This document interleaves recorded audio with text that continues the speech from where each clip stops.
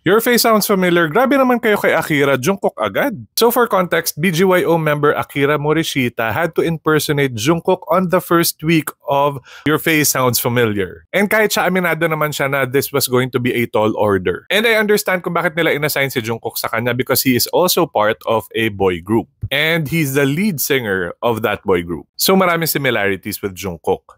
And this is not to bash Akira ha, he did his best. Pero mahirap nga kasing tapatan yung Jungkook.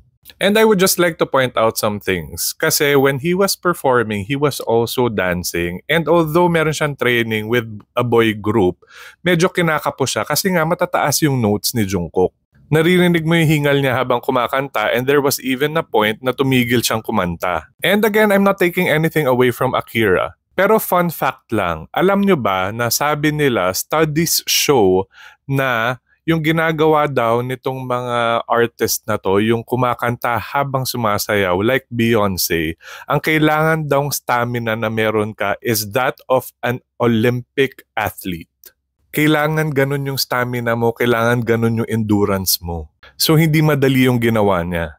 And isa sa mga traits kung bakit hinahangaan si Jungkook worldwide as a performer is because of his vocal stability. Yung kahit sumasayaw siya, hindi mo maririnig sa boses niya na sumasayaw siya or hinihingal siya. And this performance of Akira was a testament to that. Kasi kahit seasoned performer na siya, sanay siya sa ganito, sayaw at saka kanta, nahirapan pa rin siya. Even Sharon Cuneta had the same sentiments. Thrilled ako. Siyempre, BTS sobrang smooth gumalaw, mga flawless talaga. Konti na lang, nandun ka na. Sorry, siyempre.